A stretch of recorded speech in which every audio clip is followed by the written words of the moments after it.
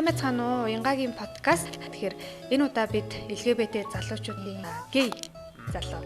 За ярилцаж LGBT залуучуудын ер нь одоо үед амьдрал хэрхэн яаж өрнөж байна вэ? Тэр талаар ярилцах гэж байна. Тэгэхээр подкастт маань тавтай морил ирсэнд маш их баярлалаа. Баярлалаа. За тэгэхээр өөрийгөө эхлээд танилцуулаач. Хэдэн настай вэ? За хэдэн наснда бас одоо бэлгийн чиг баримжаагаа мэдсэн бэ? За намайг Дэлгүүн Төвшин гэдэг одоо 19 настай. За өөрийгөө бол илэрхийлээд буюу come out буюу өөрийгөө илэрхийлэх буюу өөрийгөө одоо хүлээн зөвшөөрсөн үе маань болохоор 14 настайд хүлээн зөвшөөрж ирсэн. Тэр чиний үед яг хизээнээс бэлгийн чиг баримжаа маань арай өөр байна гэдгээ нэг жоох ухамсарлаж мэдэрч ирсэн бай. Тэгээ тэр үедээ яг ямар санагдчихсэн бэ? За миний хувьд болохоор ерөнхийдөө бүр цэцэрлэгтэй мэдэрч ирсэн. Яг яаж мэдрэгдэх вэ шил? Бус хүмүүсд болохоор ерөнхийдөө сүүлийн хүмүүс залуучууд одоо нэг нэгдүүлэлттэй амар өөр хилэн далангүй буюу бага насны хүмүүс ч гэсэн ер нь дэрвэн хүмүүс ч гэсэн яадаг штэ тий. Тэр хүмүүс одоо одоо орчин хүмүүс санаа амар авчиж ч юм уу тий. Тэм зүйлүүдийг хэлээд яг тэр шиг одоо би багтаа одоо цэцэрлэгтэй 4 настай орчиндөө юм уу да тий. Яг ингээл банд нар ингээл охтуудтай ингээл өдөж мөдөөлж юм тоглоод байж захтал би болохоор өөрөө илүү нэг эрэгтэй хүмүүстэй зөв найзлах юм хажууд нь байх. Тэгээд дээрээс нь илүү татан ч юм уу арай өөр нэг мэдрэмж өгдөг та тий. Бус төвчд охтуудтай ч юм харилцаал ингээл явдаг гэсэн бол миний хувьд болохоор эрэгтэй хүмүүстэй илүү цуг байх харилцаа байхыг хүсдэг байсан. Гэхдээ болохоор ерөнхийдөө цаанаасаа бас бидний зүйл одоо мэдрэмж өгдөг л та. Нөгөө өөрхөн болохоор нэг эсрэг хүссэн үнийг сонирхдаг хүмүүс ч бас өөр мэдрэмжтэй байдаг байхгүй юу? Яг тэрнтэй адилхан яг өөрхөн гей буюу тийм эрэгтэй хүтийг ч юм уу багтаач гэсэн мэдэрдэг. Нэг vibe байгаад байна да. Vibe буюу мэдрэмж байгаад байдаг. Тийм. Яг энэ мөндөө гэсэн ер нь аль мөн байдаг. Тийм. Тэгэхээр 14 наснда одоо ингээд өөрийгөө бүр илүү ингээд мэдрээд ерөөхдөө. Тэгэхээр тэр үед жишээлбэл одоо яг ямар байсан. Тэгээд ер нь coming out буюу одоо бусдад өөрийгөө хэлж за би ийм бэлгийн чиг баримжаатай хүн шүү гэж хэлхийг бол хэлж байгаа шүү дээ. Тэгэхээр тэр үедээ одоо хамгийн түрүүнд хинт хэлсэн бэ? Тэгээд тухайн үед яаж хүлээж авч ирсэн те тэр түүхээс болцвол. За хамгийн анх гэх юм бол ерөөдөө найзтай холцсон. Яг найзтай хандаад ингээд 10 жилийн ангийн хүмүүстэй зөв суужгаад тэгээд яг маш удаан найзлах учраас ингээд найзууд дээр ингээд сууж байгаа иржсэн. За тэр дундаас ерөөдөө болохоор бүр бүгдээрээ бол хүлээн зөвшөөрсөн гэдэг нь бол бодлоо. Миний найз юм байна штэ гэд хүлээн зөвшөөрсөн бол. Гэхдээ тэр дундаас хүлээн зөвшөөрөөд ойлгоод миний найз юм ч гэсэндээ ерөөдөө чи цаанаас ингээд төрсэн юм чинь ч юм уу те ийм талаас нь хүлээж авч ирсэн зүйлүүд илүү харагдчихсан. За тэгээд тэрний дараанаас болохоор ерөөдөө гэр бүлийнхэндээ хэлхийг би хичээжсэн л та. Гэр бүлийнхэндээ хэлчихвэл яах болоо гэж бүр ингээд нэг эргэлзээ ч юм уу те. Тэгээд 16 таад гэрийнхэндээ хэлчихсэн. Гэхдээ надад бол илүү давуу талтай байсан. Манай гэр бүлийнхэн анагаахын салбарын хүмүүс учраас. Тэгээд ойр тойрныхоо ч юм уу одоо бэлгийн чиг баримжаагаараа ижил хүн одоо найзуудаасаа ч юм уу ингээ асуухаар ч юм уу гэрийнхэндээ коммент хийжсэн үү ч юм уу тий асуух үед болохоор ингээд хинхт нь маш хүндрэлтэй талууд тулгардаг. Буюу гэр бүлийн хүлээн зөвшөөрдөг үү тэрнээс одоо чи дундаасаа ч юм уу нэг хүнтэй ямар хүнтэй нийлээ ч юм уу ийм болчихвоо гэж асуултуудыг амар асууд юм лээ. Би энэ дээр зүгээр амар нөгөө өөрийнхөө хувьд буюу би хүний хувьд амар сөргөө буюу одоо жишээлбэл эсрүүцдэг юм уу тэгж үздэг. Яагаад гэвэл энэ хүн цаанаасаа буюу ингээд өөрийгөө мэдэрч байгаа юм шүү дээ. Тэрнээс бол ерөөдөө чи тийм бол юм уу эсвэл KFC дэд ч юм уу тийм болох гэж ярьдаг те эсвэл тийм онлууд ч юм уу байхгүй байхгүй. За жишээлбэл энийг би яагаад бүр зөв үндсэлтэй хэлэх юм бол те 1990 онд болохоор Дэлхийн эрүүл мэндийн байгууллагаас ерөөдөө энэ бэлгийн чиг баримжаа гэдэг зүйл нь болохоор сэтгцийн өвчин биш юм байна ингээд сэтгцийн өвчний одоо жигсаалтаас хасж исэн.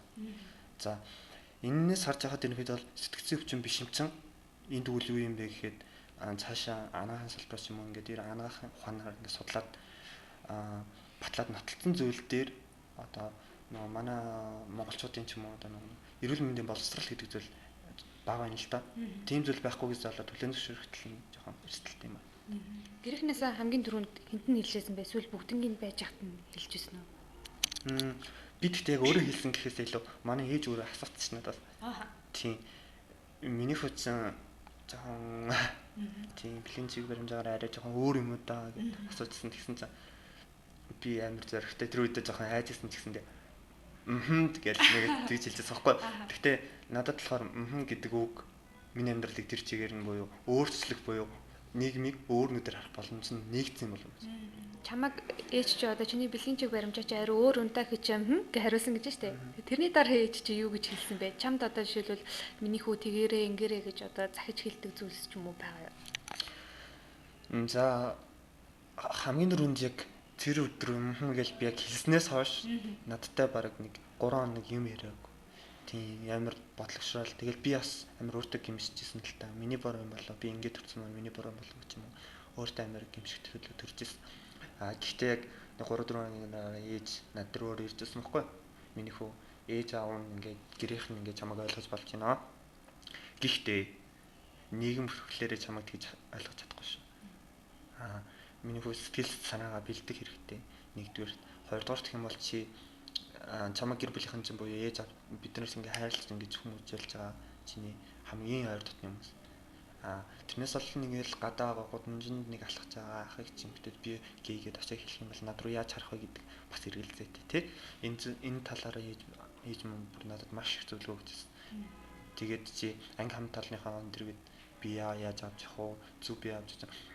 Би тэгээд миний ингээд харж байгаа зүйл амар бахархдаг зүйл маань гэх юм бол би одоо ингээл Америкийн Холливуудын жүжигчдийг хардаг байхгүй. Тэгэл амар алтартай эсвэл ус төрчдөг тий. Өөрсдөө тийжсэн маш өндөр алтартай буюу өөрийнхөө өндөрт ингээд хүрцэнтэй амжилтанд хүрсэн. Тийм хүмүүс өөрсдөө одоо коммент буюу нийгэмд илэрхийлцдэг тий. Илэрхийлэхэд нийгэм тэр хүмүүсийг яа энэ ямар зав юм гэж хүлээж авдаг шүү дээ. Яг энэ шиг би өөрөө амжилтанд хүрэх юм уу? Энэ хүмүүс маань өөрсдөө амжилтанд хүрэх өөрөөсөө биеэ аваад зүг аваад явж ивэл чамайг яаж хүлээж авах гэдэг нь арай өөр байх юм болов гэдгийг чи одоо ойрын хэдэн жилдээ яг ямар зорилготойгоор ямар хүсэл тэмүүлэлтэйгээр юу зарж байгаа вэ? Нэгдүгээр талаар би миний хамгийн нэнд тэргүүнд зорилго маань болохоор ерөөдөө сургуулаа төгсөх гэдэг тийм зорилго тавьсан байна. Энэ сургуулаа төгсөөд би маш мундаг эмч болно гэж боддог. За ингээд анаа ухааны салбарт ядаж би өөрийнхөө салбарт манлайлна. Тэгсэн цагт миний тэр арталтайгаа тэр хүмүүс намайг үлгэрлэн дурайх тэр хүмүүс миний одоо зөв явж байгаа зам дээр одоо шил миний гээ буюу бэлгийн чиг баримжаа надад хаалт болсонгүй намайг гажиг юм уу одоо нэг халдаж юм мэдрэл муутай гэж харагдуулсангүй би бэлгийн чиг баримжаараа бусдаас өөр байлаа гэд бусдаас сул байсангүй буюу одоо нэг чадваргүй ч юм уу тийм байсангүй шүү дээ. Яг л энгийн хүн гэдгээ би харуулах эхний зорилго. Хоёр дахь зорилго маань гэх юм бол би одоо залуус эрхлэн мөндөд хурж очих ажилтнаар ажиллаж байгаа. За энэ хугацаанд болохоор миний цаашдаа ибэ буюу залуустаа маш ихээр хурц ажиллаад одоо өөрийнхөө мэддэг, чаддаг, одоо өөрийнхөө дотор бодож байгаа буюу нийгэмд яаж би өөрөө нөлөөлж чадаад байгаа гэдгийг бусдад буюу нийт хүрээнд нь одоо бүхэнд нь одоо илэрхийлж чадах юм бол тэр хүмүүс өөрсдөө дор дор илэрхийлэл явахад одоо бата гэдэг хүн байлаа гэхэд дорцоод зүг замыг заахдаг байхгүй. Миний болохоор залуус эрхлэн мэнд гэж байгууллагад ажилладаг байна. За залуус эрхлэн мэнд байгууллага маань болохоор глобал сангаас санхүүждэг.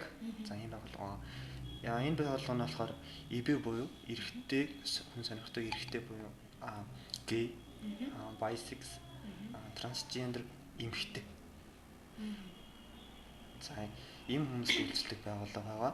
За манайх болохоор ерөнхийдөө үйлчлэгээний хувьд болохоор эрүүл мэндийн болон сэтгэл зүй нэгдсэн мэдээлэл эрх зүйн талаар ерөнхийдөө чиглэл болгож ажилладаг байгууллага.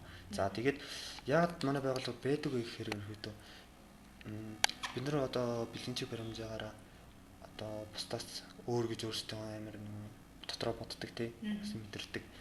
Тэгээд нийгэм ч гэсэн бидрийг арай өөрөөр хардаг тий.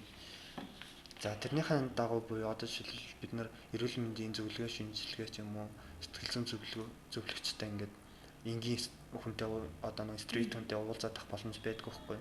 Байсан ч гэсэндээ тэр хүнд айц гэдэг зүйл байна шүү дээ.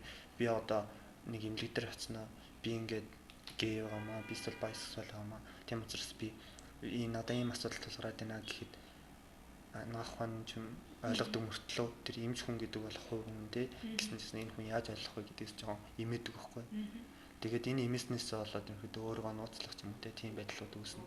Тийм учраас яалтч хүн манай байгууллага байх хэрэгтэй л гэж боддог.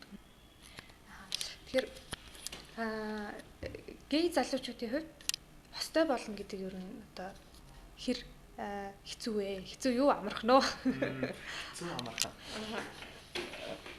Би энэ асуултанд нөгөө нэг амир эргээр одоо нэг миний талаас нь гэж хариулах юм бол ерөөдөө гей залуус гэлтгүү.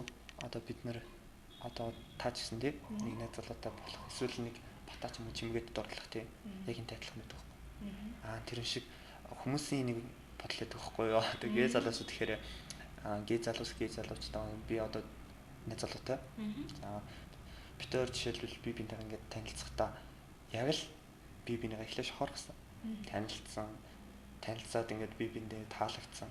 Таалагдсны үр дүнд би бид өөр ингээд анхны болцоонуудтай яваад тэгээ болцооны дараа үерхэх санал тавих юм уу тий. Яг дистаралаар явдаг. Хүмүүсийн бодлоор болохоор миний харж яснаар болохоор юм гэж бодсон л доо. Гей залуус гэхээр л би жишээлбэл ямар ч хамаагүй гей залуус таалагдана надад зүгээр шууд таалагдана буюу би тэр хүний өндөр наам царай эсвэл зан ааш тэр зүйлийг харахгүй байх нь шүү дээ тий. Харахгүй шууд очиад ажигээ гэснэ тий. Тэгвэл чи тэгвэл надад таалагдчих. Ийм зүйл гэж ойлгодог байхгүй. Өндөө болохоор ерөнхийдөө яг энэ бэлгийн чиг баримжаараа яг энгийн хүмүүс байгаа шүү дээ тий. Одоо эсрэг хүмүүсийн хүнийг сонирхдаг. Энэ хүмүүстэй яг л адилхан үйлс явагддаг. Харин энийг асуудаг нөгөө бэлгийн чиг баримжаа нь яг уу одоо нийт массаас өөр гэхдээ тэр хүн чинь адилхан л нөгөө зүрх сэтгэлтэй юм чинь хайрлан дурлан тэгээ галзууртлаа нөгөөтэйгээ хамт баймар санагдана тэгээ тэр мэдрэмжүүд нь яг нэг гэдгийг бас айгүй ойлгосоо гэж бодоод байдаг байхгүй. Би ч найз залуутай ингээл анхны харцаар дурлж лээсэн л та. Би бүр амар сайн болчоод нэлээд удаа аргасан гүйсэн. Тэгэл аргасан гүйцээд ингээл анх уусаа гээ гэдгийг мэдсэн л тээ. Гээ гэдгийг мэдчихээ бид төрсөн анх танилцсан мас тээ. Тэгээд танилцаад анхны болцон дээр бийцэн шууд харцануусаа тэгэл ямар хөөх юм бэ гэж эхлээд бодсон. За тэгээд хөөх нь яг хөө тэгэл за хөөх нь гэсэн.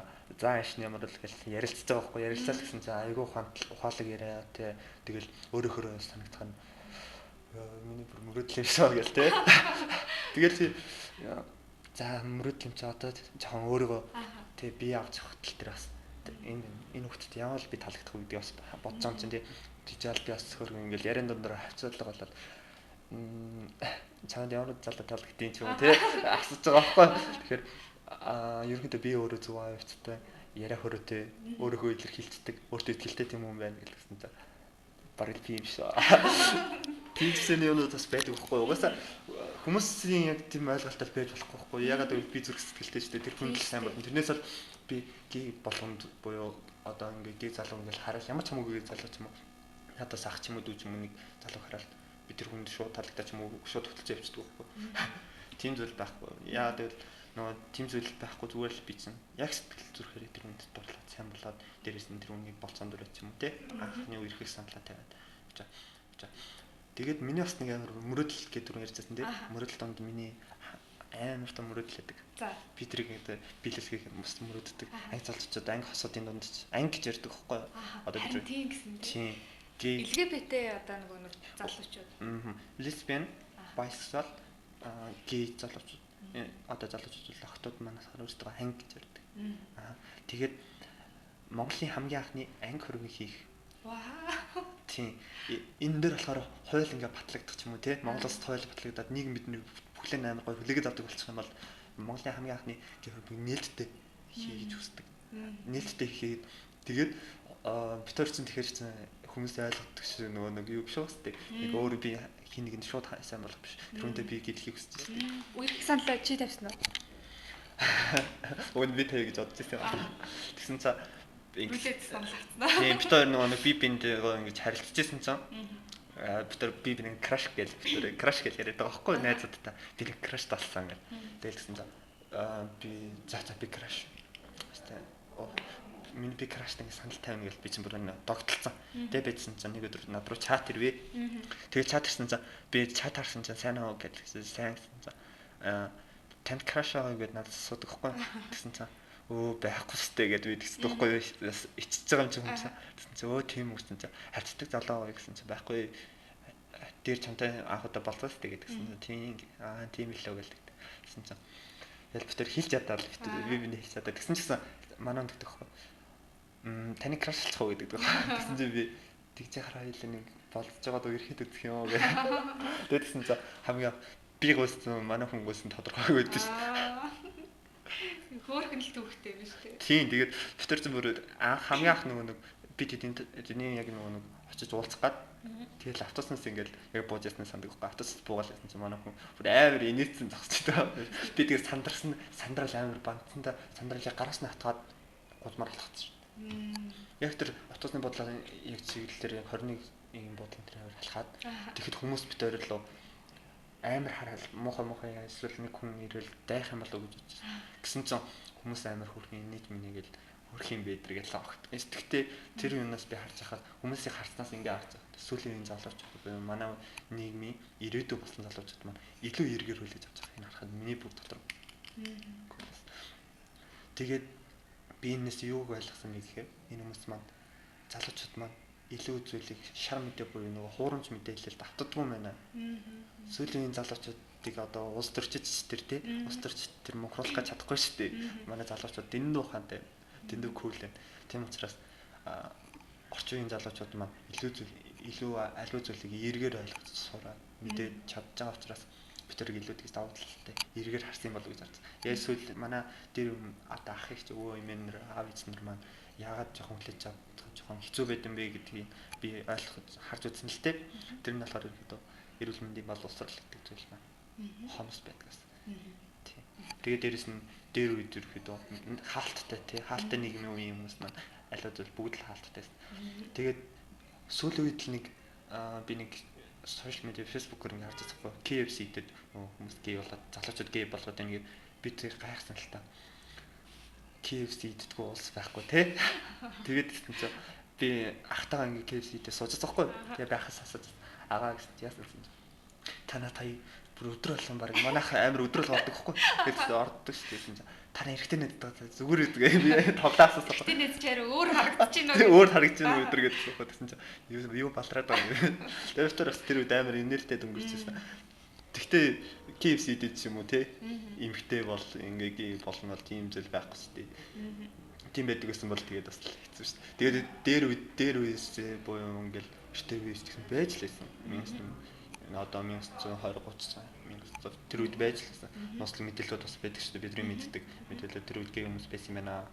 Тэр хавтгаа Чингис хааны үед хүртэл байсан юм гэдэг одоо тийм зүйлүүд байдаг. Түүхийн жоохон хувийн юм асуухад гей хосуудын хувьд одоо жишээлбэл сексийн тал дээр арай илүү нөгөө нарийн мэдээлэл нөгөө нэг юм хайх ч юм уу те тийм шаардлагатай тиймэрхүү одоо зүйлсүүд юу байдгүй. Ерөөхдөө болохоор анх бол өөрийгөө мэдрэж байгаа тий би өөрийгөө юм гэдэг мэдрэж байгаа. Тэгэхээр анги залуучууд маань ерөөхдөө илүү давуу тал нь гэх юм бол тийм мэдээллийг өөрөө хайж олдог. Өөрийгөө мэдхийн тулд өөрөө би юу юм болоо гэдээ өөрийгөө мэдхийн тулд илүү хайх одоо нэг мэдээллээс хайх одоо өөртөө мэдээлэл цуглуулж эхэлдэг. Тийм учраас ерөөдөө мэдээллийн хувьд маш өргөн цар хүрээтэй байдаг. Нөгөө нэг яг энэ чиглэлийн мэдээллүүд нь хөвчлэн нөгөө нэг гадаад хэл дээр тэгэл өөрөө ирэхгүй нөгөө хэлээ сайн сайжруулаад нөгөө өөрийгөө ингээл ойлгохын тулд тэгдэг гэж би ясныг сонсч байсан. Би анги залуучдын хувьд өсөж дэвших боломж нь амар өндөр байдаг би анзаарсан. Яагаад тэгэхээр нөгөө нэг залуучууд маань болохоор өөрсдийгөө нийгмээс одоо нөгөө жоохон тусгаарлаад байгаа шүү дээ. Гэсэн ч гэсэндээ тэр хүмүүс өөрсдөө бусдад үлгэр дуурал болоод эсвэл манлайлагч болчих юм бол тэр хүнийг гэр бүлийнх юм уу найзууд нь эсвэл ойр тойрны хүмүүс хүлээн зөвшөөрөх юм байна гэж бодож тэр хүн илүү хичээдэг байхгүй. Илүү хичээх буюу илүү одоо хайх, ирэх тийм зүйл байдаг. Би ч гэсэн ерөөхдөө анх ороо мэдчихэл би бусдаас илүү байж чадахгүй эсвэл нэг сул дорой ч юм уу байх юм бол намайг илүү нэг ингэ дарах юм. Би бусдаас нэг цаалж чадахгүй ч юм уу. Нэг газар ингээд байгаад тах болов гэж бодсон. Тэгэл би өөрийгөө илэрхийлээд эхэлсэн чинь илэрхийлээд буюу өөрийгөө мэдрээд эхэлсэн чинь тэгээд би хичээж эхэлсэн. Давуу талтай би мөрөдөл буюу өөрийн зорилго гэдэг зүйл үүсчихэж байна да. Зорилго гэдэг зүйл үүссэн учраас би дэшээ тэмүүлээд давуу талтай болов. Тэгээд миний нэг зүгээр жоохон харж явдаг нэг зүйлүүд юм аа. Тэр маань болохоор ерөнхийдөө хүмүүсийн жоохон сөрөг тал байдаг шүү дээ. Нэг баг зэрэг сөрөг тал байдаг. Хүн болгон сайн биш, хүлэг болгон одоо хүн болгон тийм сайн бол биш. Тэгэл Олны дунд сайн муу гэдэг зүйл байдаг. Тэрнтэй адилхан тэгэл аливаа хүнийг одоо хүнээр нь л харах хэрэгтэй. Тэгэхгүй тэгээд тэр хүн бэлгийн цонх юм уу? Хүүсийн баримжаа нь өөр байна уу? Хүүсийн цонх ч юм уу байна уу? Тэр хүн нөгөө нэг аливаа зүйл буюу одоо гараад батагийн гэрт юм уу? Цэцгийн гэрт би нэг хүний одоо годон дэж байгаа энэ хүмүүсээс би хоолгоогоо сулсангүй. Тэгээд дээрэс нь би энэ хүмүүсийн гэрт нь очиод гэр орныхын нэмийг хамаагүй дураар ингээд ухсангүй. Тэгээд дээрэс нь би энэ хүмүүсийн амьдралд нь оролцоод ч юм уу үгүй танай хүн чинь тиймс гэдгээд ховтоход явсангүй. За тэгээд дээрэс нь манай ангууд бүгдрээ л тийм LGBT буюу бэлгийн цаг хүмүүс бүгдрээ л хинж гаалав шүү дээ. Нөгөө хинж гаалахгүй буюу гай болох гэдэг үг жоохон хүндэтэж магадгүй. Гэхдээ нөгөө бид нар гараад нэг хүнийг зодоод ч юм уу ингээд тэр хүний ингээд хувцс нэрийг булаагаад ингээд цогцсон хүнийг хүн өшөрхдөг шүү дээ. Одоо нэг хүн дургуун хүндээ ч юм уу өөрөө нэг цагцсан хүндээ ч юм уу эсвэл муухай хэлсэн өшөрхдөг шүү дээ. Тэгээ яагаад нийгэм ингээд анги залуучдаг ч юм уу бэлгийн цаг хүмүүсийг арай нэг өөрөөр харддаг юм болоо гэдгийг би бас хэрэгэлзээд идэх хөхгүй гайхаад идэх л та. Тэгээд сонин би тэгэл өөрөө ингээд байнга боддог хөхгүй энэ асуултыг өөрөөсөө асуудаг хөхгүй. Энэ хүмүүс яагаад би тэгэл заримдаа бэлгийн цаг хүмүүс гэхээр яа энэ гин хүмүүс ямар заагаа энэ төр гэж хэлдэг хөхгүй. Тэгэл гихтэн би юу лээ. Би урд нь үнсэлцчлөө. Эсвэл би гэрт нь очиод тэрэлдэд суучлаа ч юм уу тийм бодлоо хэлдэг. Миний хувьд болохоор нэг буруу юм хийсэн бол би тэр хүнээс гимшинтэй. Би буруу юм хийчлээ гэд хүн ямар ч хүн гимшдэг, гимшээд буруу гуйлаадаг, эсвэл шийтгэл авдаг те. Яг тэрнтэй адилхан ямар ч буруу зүйл хийгээгүй мөртлөө энэ бүхэл энэ амьдралаа шийтгэл юм шиг тэгээ бусдаас гимших юм уу тийм зүйл байхгүй гэсэн л гэж байна. Чи ер нь одоо ингээд одоо хүртэл хичээл номоо хийхтэй ч юм уу эсвэл нэг ингээд ажил хариуцаад хийхтэй ч юм уу те баримталдаг гол зарчим чи ер нь юу одоо ингээд хүн болгоно нэг амьдралынхаа туршлагыг за ер нь одоо хороо гэдэг чи юм байна. Би тэгвэл ийм байвал болох юм байна ч юм нэг үнэт зүйл байдаг шүү дээ. Чиний хувьд тэр зүйл чи юу вэ? Миний хувьд болохоор юмэг хоошин тавиад бол хоошин тавихгүй буюу үргэлж урдаа байгаагаа дуусгачаад урталтай байгаа зүйл дуусна ч гэсэн дараагийн ажил ч юм уу дараагийн одоо зорилго дараагийн мөрөглөл гэдэг зүйл байдаг хөхгүй хүн болгонд нэг хийхийг хүсдэг эсвэл хийх гэсэн тийм зорилго эсвэл заавал хийх ёстой тийм зүйл байдаг тийм яг тэр зүйлээ хүн төгсөх яг тэр төгс дээд хэмжээнд нүргэл хийх тэр бол миний хамгийн их баримталдаг зарчим. Өөрийгөө нэг арай өөр байгаа гэдгээ ингээд нэг гадарлаад байдаг те мэдрээд байдаг те тэрэндээ шаналаад байдаг яхаа мэдгүй байгаад байдаг тийм одоо өсвөр насныхан ч юм уу те эсвэл залуучууд байх юм бол чи юу гэж зөвлөх вэ? За энэ дөр бол наач гоё асуулт байна. Ерхэд болохоор миний хувьд би бэлгийн цонх бэлгийн шиг баримжаагаараа бусдаас өөр гэдгээр ерөөсөө бусдаас ингэж айдгүй дээрэс нь бусдаас имэдгүй би харин муу хүн эсвэл би харин хин нэгний гомдоох эсвэл хин нэгэнд буруутай зүйл хийхээсээ л байдаг. Тэрнээс бол би бэлгийн чиг баримжаагаараа бусдад буруу зүйл юм уу одоо нөгөө бэлгийн чиг баримжаараа би одоо өөр байлаа гэд би бусдад буруу зүйл хийсэн зүйл байхгүй шүү дээ. Яг тэр шигээр залууч харин өсвөрийн залуучтай яг хэлэх зүйл. Өсвөрийн хүмүүс маань анх орж ирээд жоохон твддэг л дээ. Би ч гэсэн твдэж л байсан. Ингээл хэлж чадвал айгаал өөрийгөө ийм гэдээс шантраал тэр амиарлах гэж үзчихсэн. Амиарлах дээр бол толох асуудал гардаг. Тэгээ би тэрэн дээр бол сөрүүл тэр үедээ би яагаад ийм тэнэг гэсэн хэлж боддог л да. Тийм учраас ирээдүг гэж амар сайн. Ирээдүг гэдэг зүйл амар гоё гэхгүй. Өнөөдөр хамгийн тийм бүх юмд магсвал өнөөдөр хүнээс ичмээр байлаа гэж бодоход маргааш тэр хүмүүс чамайг ингээд шоолж исэн хүмүүс чамаар бахархах ч магадгүй байдаг. Би Монголын зүрд зүгэн амар зүрд зүгийг би одоо эсрэгээр нь ингээд боддог л доо. Нөгөө сайн нэрийг өсөж олдгоо, муу нэрийг хосовч арилдгоо гэдэг тийм. Яг энэ дээрээс хэлэх юм бол бэлгийн чиг баримжаараа чи өөр байлаа гэж чамд ингээд хадаад ингээд бүр ингээд зороод ингээд одоо их юм дээ. Сийлээд битцсэн чамд бэлгийн чиг баримжаараа чи бусдаас муу гэсэн чам тийм юу хиндж байхгүй. Бэлгийн чиг баримжаар өөр байлаа гэд чи муу гэд бичээд чэжин дээр нэлгдсэн самбар байхгүй. Тийм учраас өсвөр насны хүүхдүүдтэй залуучуудтай миний зүгээс хэлэх зүйл юм бол чи өөрөөр одоо өөрийгөө бусдаас өөр гэж хизээч битээ. Үндсэндээ чи яг л бусдтай адилхан хүн, бусдтай адилхан сэтгэл зүрэхтэй, бусдтай адилхан сэтгэдэг, ажилдаг, алхдаг, хоолоод ээж адилхан тий. Би тэгээд энэ нэр зүгээр л ингэж хардаг л та. Би бэлгийн цаг гэл энэ нэр амар ингээл бэлгийн цаг юм уу бэлгийн цаг баримжаар өөр гэл амар өөрийгөө шантраалал ингээл бодно шүү дээ тий. Гэхдээ би тэрэгцэртэй сууж байгаа нэг хүнээс найзад суугаад нэг үг сонсчихсан байхгүй тэр хүн надад хэлсэн. Би хөлтэй байсан бол босоод талхсан гэдэг чинь. Тэгтэн би өөдөөс нь та хэрв би таны оронд ийшээ суугаад та миний оронд бэлгийн чиг баримжаагаараа өөр буюу гээ болоод хоёул ингээд солигдоод үзвэл танд ямар байх вэ гэдээ асуучихсан байхгүй тэр хүмүүс. Тэгээд тэр хүн би хөлтэй гартаа бол бэлгийн чиг баримжаа өөр байгаад байх юм би. Хамаагүй би зүгээр дүүлээ нисмээр гэж хэлчихсэн тэр. Тэгтэн би зүгээр л миний дотор бүх зүгээр. Үнэхээр яг тэгжсэн. Яг тэр хүний хэлжсэн шиг бэлгийн чиг баримжаа өөр байгаад байх юм би. Чи ирээдүйд ерөнхийлөгч болж чадах. Чи ирээдүйд агуу эмч болох, агуу доктор, профессор болох. Аль эсвэл маш мундаг тэр жолооч болох. Юу ч хийж болно. Хүн өөрийнхөө хийх хүссэн зүйлийг хий. Тэрнээс бэлгийн чиг баримжаараа чи өөргээд бусдаас өөргээд өөрийгөө дошин хийх ч юм уу, өөрийгөө одоо хязгаарлах, өөрийгөө нийгмээс тусгаарлах. Үнэхээр тэгээд ерөөхдөө хамгийн сүүлд ингээ хэлэх юм бол ерөөхдөө бэлгийн чиг баримжаа гэдэг бол бидний ичих эсвэл бусдаас айх, бусдаас өөрийгөө өөр гэж нуух тийм хаалт бамбай эсвэл бидний ичих одоо ингээд бидрээс бусдаас мөнгө муу харагч байгаа зүйл бол биш. Үндэ бол бидний хүн болгон өөрөөрөө бахархал гэдэг. Би бас чиний ярианаас нэг амиа оролттой холбоотой туршлагын жоохон яриулмаар байна л та. Одоо жишээлбэл миний амьдрал гэсэн яг нэг тийм үе байсан. Тэгээд түүнээр нь яг нэг тиймэрхүү хар бодлууд орж ирэхээр хамгийн өндөр барилга хаа нэлээ. Эсвэл Google-с одоо жишээл хамгийн одоо хайлттай өгнүүд нь амиа яаж хорлох вэ? Эсвэл амиа хорлох одоо хамгийн амархан арга гэдэг хамгийн илэрч зэд юм лээ.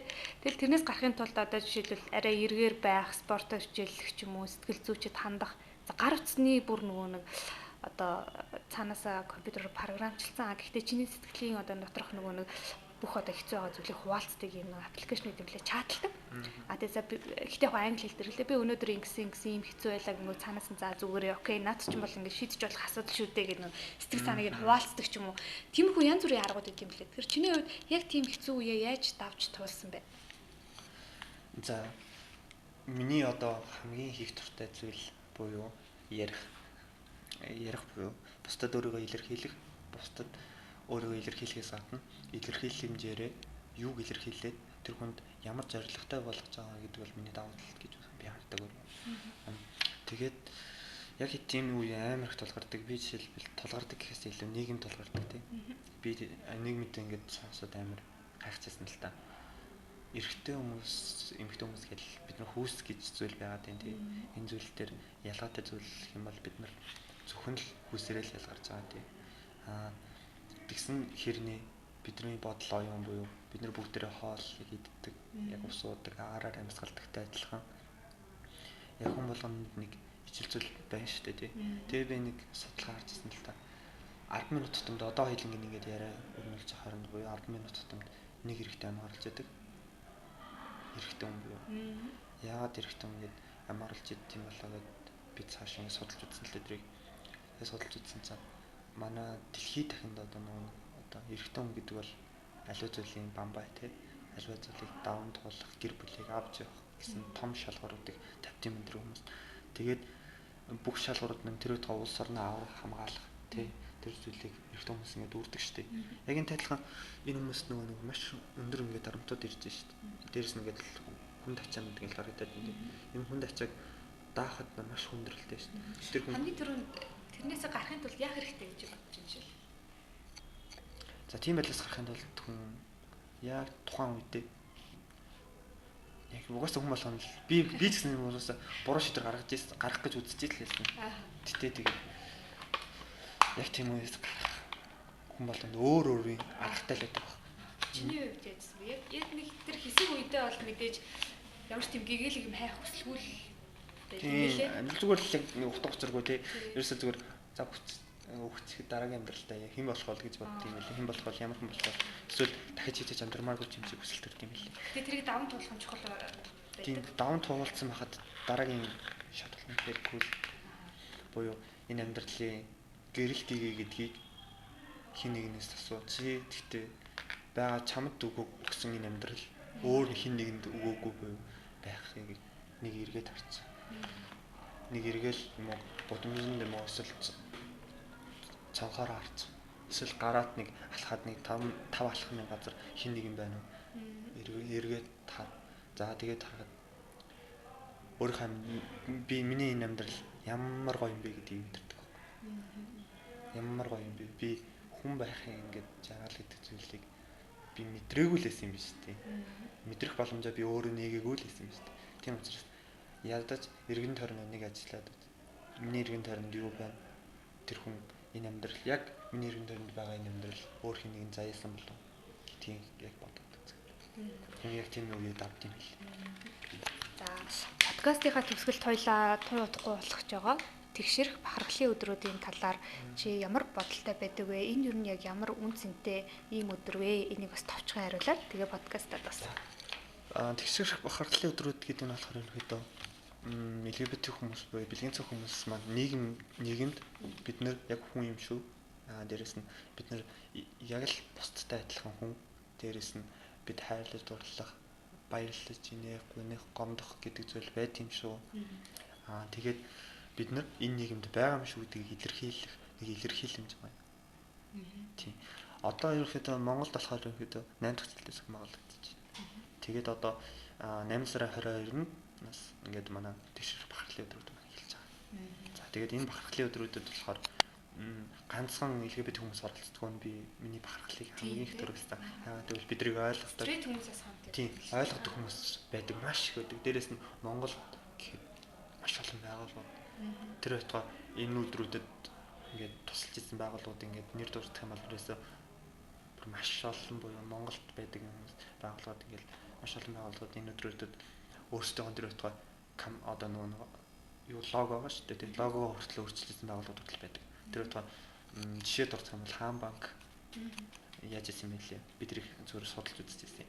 Тэгэхэд Хаан банк нөгөө өөрсдийнхөө логог Pride буюу нөгөө солонгын өнгөд шүү дээ. Манай LGBT хүмүүсийн бид тэмдэг буюу солонгын өнгөөр чимж ирсэн. Тэрийг хараад бас бахархал амар төрж ирсэн. Яг тэрнтэй адилхан нийгэмд энэ хүмүүс байдаг шүү. Энэ хүмүүсийг илэрхийлэх буюу илэрхийлэмжээ тэр хүмүүс өөрсдөө нээх бас боломж нь маш их ирээд.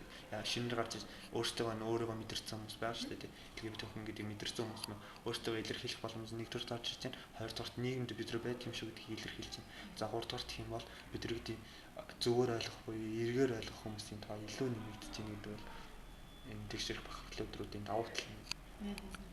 За подкастт мань зочноор оролцсонд маш их баярлалаа. За баярлалаа. За тэгэхээр энэ удаагийнхаа подкастаар бид 19 настай гей залуучуудын 19 тий гей залуучуудын төлөөлөлтөд уулзаж бас өрмөц гэгэл гоё ертөнцөөр нь аяллаа гэж бодож байна. За подкаст таалагдсан бол та бүхэн комент үлдээгээрэй. За бас асуух зүйл байвал асуугаарай. Мөн бусадтай заавал түгээгээрэй. Баярлалаа.